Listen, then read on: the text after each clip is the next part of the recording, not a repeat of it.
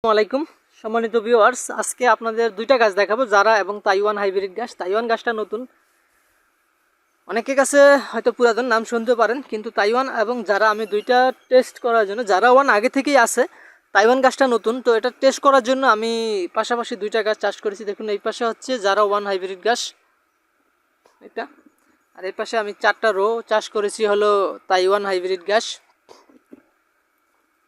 আলহামদুলিল্লাহ আমি জারার থেকেও ভালো ফলন পেয়েছি এই তাইওয়ান হাইব্রিড গাছটাতে। দেখুন, মোটা হয়ে থাকে, জারা তো আপনার একটু চিকন চিকন হয়েছে শীত হওয়ার কারণে, কিন্তু শীত হওয়া সত্ত্বেও এই তাইওয়ান গাছটা কিন্তু বেশি মোটা হয়েছে, অধিক ফলন আসছে আসলে জারার থেকে।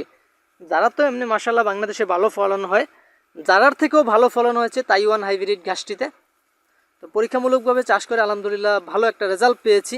তো সেই জন্য আমি চাইলাম যে শেয়ার করি, আসলে যাদের প্রয়োজন, জারার থেকেও ভালো ফলন যারা চান তাদেরকে দেওয়ার জন্য আর কি। মূলত যারা গরু ছাগল পালন করেন, আসলে এক এক সময় এক একটা ঘাস আসে এক এক ভ্যারাইটির। তো তাইওয়ান, জারা আর জিঞ্জিবার, তিনটা ঘাসের মধ্যে বর্তমানে আমি এখন দেখতেছি যে তাইওয়ানটা সবচেয়ে ভালো, জিঞ্জিবারটাও ভালো, একটু ঔষধি গুণ সম্পন্ন, এবং জারা তো অ্যাভেলেবেল, আমরা অনেকেই সবার কাছে কম বেশি চাষ করে থাকি। জারাটাও ভালো। এগুলো হচ্ছে গরুর জন্য মূলত সবচেয়ে ভালো, গরুর জন্য। অল্প দিনে এই গাছটা কাটা যায়, 1 মাস পর পর। প্রথমবার লাগাইলে একটু সময় বেশি লাগবে, আর যখন আপনি গাছটা একবার কাটবেন, দেখুন একবার কাটার পরে 1 মাস পর পর আপনি ঘাসগুলো কাটতে পারবেন। এখানে অল্প কিছুদিন হয়েছে ঘাসগুলো কাটা হয়েছে, তারপর আবার মাশাআল্লাহ ভালো ফলন হয়েছে। তো আপনি একবার কাটার পরে শুধু একবার সার দিবেন, একবার সার দিলে 1 মাসের মধ্যে আপনি এই গাছটা আবার খাওয়াতে পারবেন।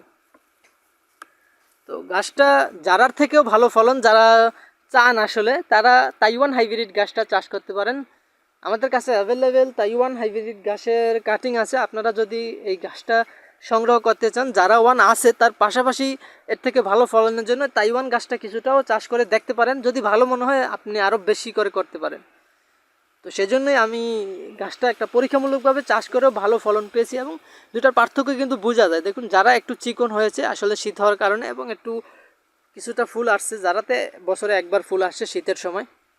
আর তাইওয়ান গাছটায় কিন্তু ফুল আসে নাই, এবং এটা একটু মোটা মোটা হয়েছে আর একটু নরম। তা জারার থেকে একটু নরম, যারা একটু বড় হলে নিচটা কিন্তু একটু শক্ত বেশি থাকে, সেই তুলনায় তাইওয়ান হাইব্রিড গাছটা জারার থেকে একটু নরম হয়ে থাকে। তো সেজন্য আপনারা এই গাছটা চাষ করতে পারেন, ভালো একটা ফলন পাওয়া যায়, এবং একবার কাটার পরে 1 মাস পর পর এই গাছটা আবার গরু ছাগলকে কেটে খাওয়ানো যায়।